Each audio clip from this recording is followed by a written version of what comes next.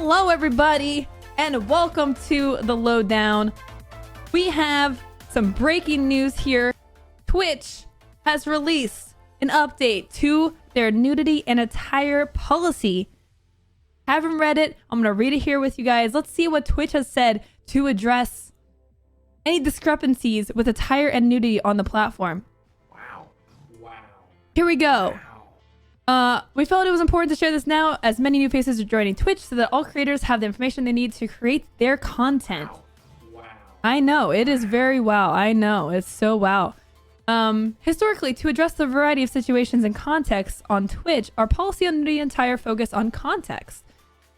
We've heard from our community, however, that our policy isn't clear enough about what is... I'm gonna just turn that off. They're probably clear enough about what it is and isn't allowed on stream, and in particular, the more detail is needed for streams like body art or outdoor streams. We want to be more transparent and consistent about our expectations, so today we're rolling out an update to our nudity and attire policy that outlines detailed examples of what is and what is not permitted. This is what you can expect starting today. We are shifting from a garment-specific policy to one based on a standard level of coverage with exceptions for certain situations. We've outlined these minimum levels of coverage to increase clarity on expectations, so you're not left guessing what is or is not acceptable. We don't permit streamers to be fully or partially nude, including exposing genitals or buttocks. We do not permit the visible outline of genitals even when covered. Broadcasting nude or partially nude minors is always prohibited, regardless of context. For those who present as women, we ask that you cover your nipples. We do not permit exposed underbust. Cleavage is unrestricted as long as these coverage requirements are met. For all streamers, you must cover the area extending from your waist to the bottom of your pelvis and buttocks. For those areas of the body where coverage is required, the coverage must be fully opaque. Sheer or partially see-through clothing does not constitute coverage. Augmented reality avatars that translate real-life movement into digital characters are subject to this standard. Which is important because this has actually, I think, been a point of contention lately, as VR chat has super blown up lately. As is cosplay and other costumes. For details on how this policy applies to IRL, outdoors, and body art, please continue reading. Situational exceptions here. Explanations for each of the exceptions listed below can be found with the updated policy. IRL streaming, swim and beaches, concerts and festivals. Body art, context transitions. Context transitions. I don't know what that means. Embedded media, studio, or other Twitch endorsed content. Breastfeeding. So breastfeeding is a situational exception. Interesting. So this is actually really important because there was a big hoopla, like last year, there was a big discussion about breastfeeding on Twitch. Someone I think got banned for it and then unbanned or something. So that's actually really interesting that is actually now an exception. The list is not exhaustive and we'll update it periodically as the community needs evolve. You guys remember that? Context transition is probably going from the festival to the beach or vice versa. If you find yourself in a situation that is not described by one of our exceptions but would like to be considered for future inclusion, please email policyfeedback@Twitch TV. We've added clarification to our sexually suggestive content policy. We continue to evaluate attire and sexual content separately, and as always, sexually explicit and suggestive content are prohibited on Twitch. To further clarify our stance, we've added concrete examples of content considered sexually suggestive. Again, this list is not exhaustive, but seeks to minimize uncertainty about our expectations and considerations when our safety operations team is making evaluations. Okay, I do want to definitely take a look at this afterwards. I do want to see what they say about that. Will there be a grace period? No, this policy is effective immediately. Which I do if I was suspended for something that is now allowed. At this time, we are not reevaluating existed valid reinforcements, enforcements of our older versions. About old content that violates... Okay, blah, blah, blah. You guys can read this if you want. We'll include a link in this video, at the bottom of this video for anyone that is watching that wants to get this for more specific information.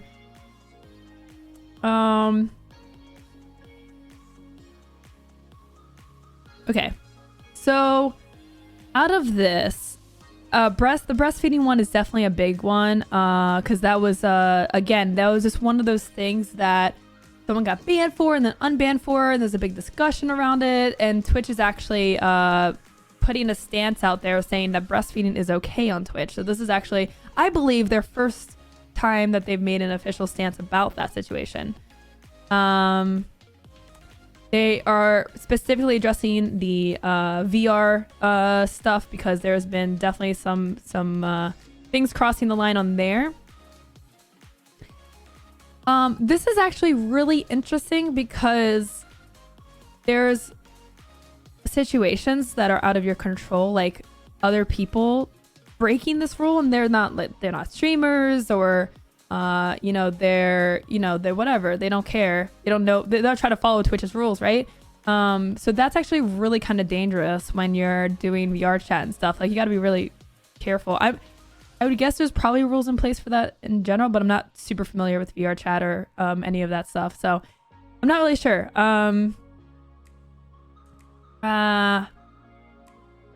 But yeah, I mean, okay, so let's look at the other sexual content. So this is like more information about the updated policy. Okay, so this is let's see. Sexually suggestive content is prohibited. When reviewing this type of sexual content or activity, we will consider its intent and context based on a number of factors, including but not limited to behavior and commentary, reaction to content such as chat messages from the broadcaster moderators and what chat messages they permit in their community, attire and environment such as location and background music, props, etc., camera framing, angle and focus, stream attributes, profile and channel content.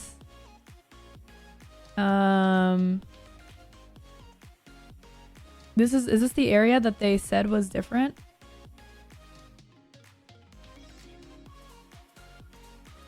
So I don't know. So if this is new,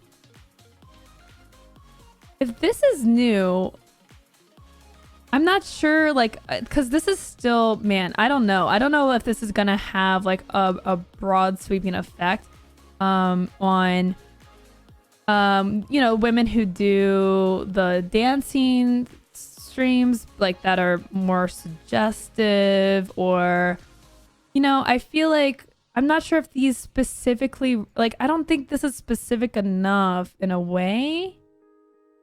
Can't read it.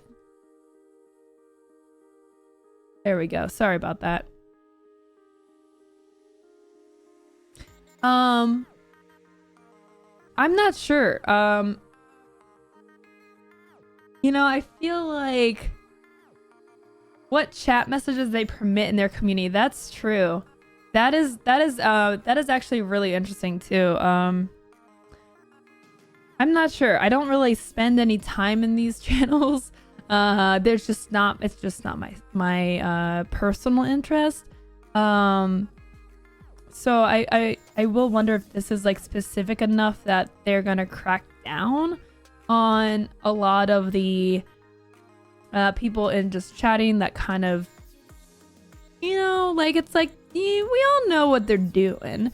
And not that I think that, I think you do you. Like, I don't have a problem with the content until, okay, if it's not allowed on Twitch anymore, then rules are rules, whatever, it's Twitch's rules. I'm really curious to see if this actually has an effect on those types of streams. Okay, well, here's some more here's some more information. Streaming is a public activity, therefore we recommend creators wear attire that is appropriate. Public attire for a given context, intent, or activity. Game streams, most at home streams, and profile channel imagery, we recommend attire appropriate for public settings, such as what you would wear on a public street or to a mall or restaurant. For example, for a fitness stream or an IRL stream from a location such as a public beach, attire appropriate to those public contexts is recommended. such as workout clothes or a swimsuit, respectively. Okay, so the dancing things probably won't change unless, again, they are allowing chat to behave in a way that is suggestive. It doesn't sound like to me that the content of the dancing or the workouts, things that are, you tip and they do a jig in their sports bra, like I don't think that's gonna change unless, again, if someone tips with something like, like dance for me baby or something. Like I feel like that's gonna require a lot more moderation for the streamers to make sure that they don't they either ban those type of comments or they don't accept those comments. Like if someone tipped like that, you'd be like, I'm sorry, but like I can't, like it's against TOS. Like keep your comments clean, folks. So I don't think that will change. So the outline with the cleavage, I'm glad they cleared that up so that people can finally shut up about cleavage. What's breaking the rules? Nipples and what did they say? What did they say? They said two things. It was cleavage and showing underboob, right? Underbust, yeah. Okay, so nipples and underbust are the only two things that are specifically violating TOS. So if a woman has boobs and you have something against what the shirt that they're wearing, then leave and shut up about it. Okay? These are the two things that will break the rules. Cleavage is unrestricted. Unrestricted cleavage, baby. Woo! That is the Twitch's official stance. Okay? So there you go. There's your answer. Twitch has clarified a lot of these things. So yeah, hopefully that I think that makes a lot more sense to actually put out a statement like this. Cleavage hype. It's unrestricted, baby. Let it out. Woo! Okay, don't actually let it out, but but yeah. Sorry, no underboob allowed. No underboob, no nips. So I'm not sure how I feel about this, because I feel like, I mean, this is like a societal thing, and I think it's more of like a US thing with like the US is like very weird about women's nipples versus men's. Like I don't know why it's like a very, like we're very prude in that sense in terms of like nudity and boobs. So I guess guys can be shirtless on stream doing nothing now. I feel like that was something that had changed previously. It was like guys could be shirtless and then they couldn't, and now they can again. I think this is what that's saying. Which I think is like kind of silly. Like I don't know. But again, that's like a whole, like that's a very broad thing now that I'm complaining about. It's not really Twitch specifically. But yeah, it's my moobs yearn to be free.